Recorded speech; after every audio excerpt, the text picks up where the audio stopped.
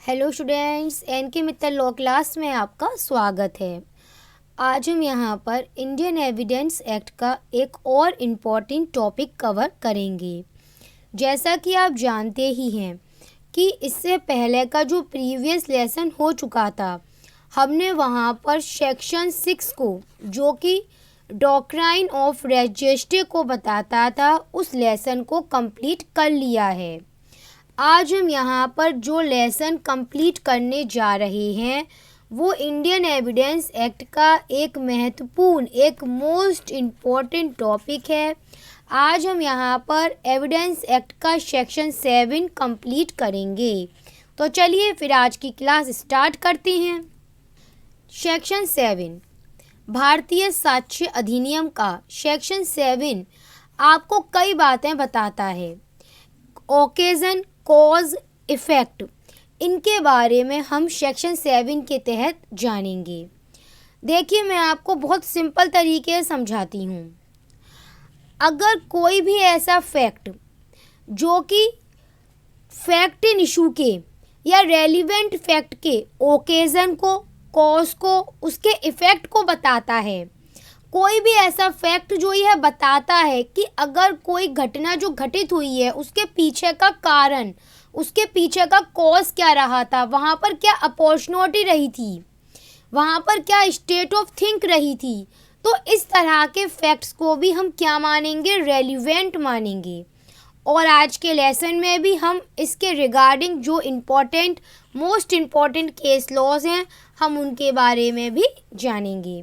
तो चलिए आज के लेसन की स्टार्टिंग एक एग्जाम्पल से करते हैं। ये एग्जाम्पल आपके ही बेयर एक्ट में इलस्ट्रेशन नंबर 1 पे दे रखा गया है। देखिए क्या कहता है इलस्ट्रेशन। ए था, ए और बी दो लोग हैं। यहाँ पर जो क्वेश्चन यह अराइज हुआ, क्या इस ए ने इस बी को लूटा है, क्या ए ने बी को रॉब करा है, क्या ए ने बी को रॉबरी करी है। क्वेश्चन यहाँ पर यह था। अब यहाँ पर यह पता चलता है कि जो यह बी था, यह बी एक मेले में गया था, एक फेयर, एक मेले में गया था। वहाँ जाकर इस बी ने बताया था कि इसके पास बहुत ज़्यादा पैसा है और यह अपना पैसा लेकर कहीं जा रहा है। बी ने खुद इस बात की इत्तला लोगों को जानकारी दी थी। तो कहीं ना कहीं बी का ऐसा करना, यह जो फैक्ट है कि बी मेले में गया, मेले में जाकर उसने लोगों से बताया कि उसके पास बहुत सारा पैसा है, यह फैक्ट रेलिवेंट है। क्यों इस बात का सबूत दिया जा सकता है? क्योंकि यह बता रहा है कि ओकेजन बता रहा है, यह दिखा रहा है कि ऐसा करने से ही इस ए को अवसर मिला था, इस ए को ओकेजन मिला था कि वह बी को लूट सकता है। चलिए इसी के रिगार्डिंग यह जो इसमें केस लो है आर वर्सेस रिचर्डसन का, उसके रिगार्डिंग और इसको समझते हैं। इस केस में एक फीमेल की, एक लड़की की हत्या कर दी गई और यहाँ पर अब इस बात को बतौर सबूत पेश करना कि जिस समय उस लड़की का, उस फीमेल का मर्डर हुआ था, उस समय वह अपने घर में अकेली थी। तो यहाँ पर कहीं ना कहीं यह जो फैक्ट है यह रेलिवेंट है। क्योंकि ये पता चल रहा था इस फैक्ट के माध्यम से कि उस लड़की का घर में अकेला होना कहीं ना कहीं उस मर्डरर को, उस हत्यारे को अवसर प्रदान कर रहा था कि वह घर में जा सकता था। ओकेजन बन गया कि नहीं बन गया ओकेजन? ये आपको पता है स्टूडेंट्स, जब भी कोई काम होता है तो उसके पीछे कोई ना कोई कॉज, कारण जरूर होता है। आप उस कारण को भी बतौर फैक्ट, बतौर सबूत प्रस्तुत कर सकते हैं, वो भी रेलिवेंट होगा। मैं आपको इसमें एक एग्जाम्पल देती हूँ। एग्जाम्पल समझो, इसमें भी वो दो पार्टी हैं, ए और बी। एक इलेक्शन हुआ, बिटवीन ए और बी इलेक्शन हुआ, जिसमें ए पार्टी जो थी वो जीत गई, ए पार्टी जीत गई। ऑफकोर्सली दूसरी पार्टी हार गई। लेकिन यहाँ पर एक पार्टी ए के जीतते ही उसका मर्डर कर दिया गया। क्या कर दिया गया? उसका मर्डर कर दिया गया। अब यहाँ पर यह प्रतीत हो रहा था कि उसके मर्डर के पीछे का कारण क्या था? उसका इलेक्शन जीतना। तो इस बात का भी आप फैक्ट दे सकते हैं, इस बात को भी रेलिवेंट माना जाएगा। अब आप इसे इफ़ेक्ट के रिगार्डिंग समझ लीजिए। देखिए, जब भी कोई काम होता है तो उस कार्य का कोई ना कोई इफ़ेक्ट अपने आप एराइज ज़रूर होता है। जैसे कि आप इसमें देख लीजिए, आर वर्सी रिचर्डसन के मामले में था। यहाँ पर जब उस लड़की की, उस फीमेल की हत्या हुई थी, तो वहाँ उस टाइम पर उसके घर में, उस फीमेल के घर में जहाँ पर उसकी हत्या हुई थी, वहाँ पर जूतों के निशान मिले थे। अब वहाँ पर वो जूतों के जो निशान थे, उनसे पता चल रहा था कि ये जूते नए हैं, इनका जो तला है वो बिल्कुल नया है और उनमें कुछ कुछ दूरी पर कीलें भी लगी हुई हैं। ये निशान थे, ये इफ़ेक्ट था। जब वो गया तो कहीं ना कहीं पता चल रहा था इससे कि हाँ, उस घर में कोई एंटर किया था। और जब आगे जाकर यह आरोपी रिचर्डसन पकड़ा गया तो उसके घर में भी वही जूते मिले, वही कील वाले जूते जिनको खोजा जा रहा था, जो वहाँ उस जगह पर मिले थे जिस जगह पर यह लड़की का मर्डर हुआ था। तो यहाँ यह पता चलता है इससे कि वो हत्यारा वहाँ पर रिचर्डसन गया था। इससे पता क्या चला कि उसके घर में जाने वाला व्यक्ति रिचर्डसन हो सकता था। तो उससे इफ़ेक्ट है। आप एक काम करो, इसमें इलस्ट्रेशन नंबर 2 दे रखा गया है आपके बेयर एक्ट में, वो देखो। इसमें क्वेश्चन यह था, इसमें भी वही दो लोग हैं, ए और बी। क्वेश्चन यह था, क्या ए ने मर्डर करा है बी का? क्या ए बी का मर्डरर है?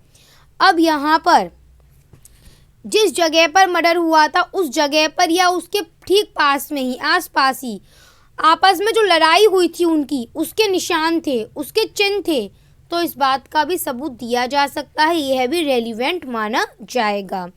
एक बात इसमें भी नोट डाउन कर लीजिए आप स्टूडेंट्स, ऐसी परिस्थितियां, ऐसे सरकमस्टांसेस का भी एविडेंस दिया जा सकता है जो कि मेन फैक्ट को गठित होने का अवसर प्रदान करती हैं। मेरी बात समझना, इसी केस के रिगार्डिंग समझाऊंगी।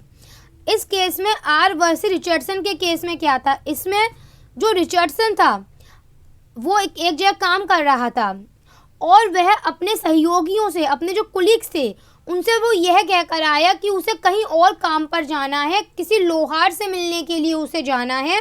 और यह बहाना बनाकर वो वहाँ से निकला और उस टाइम पर उस लड़की के घर पर पहुँच गया जिस समय उस लड़की की हत्या हुई थी। तो इस बात का भी फैक्ट दिया जा सकता है कि यहाँ पर रिचर्डसन ने अपने लिए वो परिस्थितियाँ एराइज करी हैं, उसको ये अवसर मिल गया था जब उसे छुट्टी ली वहाँ से, यह बहाना बनाकर कि वह कुलीग से मिलने जा रहा, उसने ये बहाना बनाया कि वह लोहार से मिलने जा रहा है। तो उसको यह अवसर मिल गया कि नहीं मिल गया उसको यह? चलो इसके रिगार्डिंग एक काम करो, आप इसमें अपना इलस्ट्रेशन नंबर 3 दे रखा है, उसको और समझ लो। इलस्ट्रेशन नंबर 3 है, उसे समझ लो। वो भी यही कह रहा है, क्या है, वहाँ पर भी दो ही पार्टी थी, ए और बी।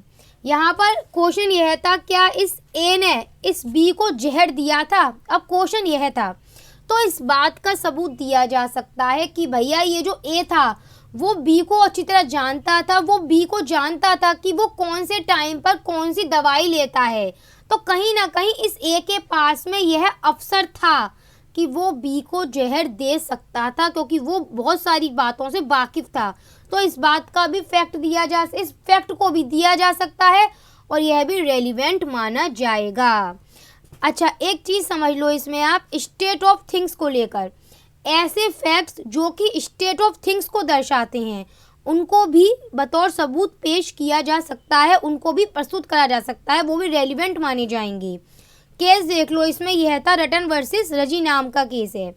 इसमें हस्बैंड पर आरोप था कि उसने अपनी पत्नी का मर्डर किया है। यहाँ पर पाया गया कि उस हस्बैंड का किसी अन्य महिला के साथ रिलेशन था और वह अपनी पत्नी के संग नहीं रहना चाहता था। यहाँ पर यह फैक्ट रेलिवेंट माना गया क्योंकि यह हस्बैंड और वाइफ के जो रिलेशन थे उनको बता रहा था। यह बता रहा था कि वहाँ पर स्टेट ऑफ थिंग्स किस तरह की थी इनके रिलेशन की।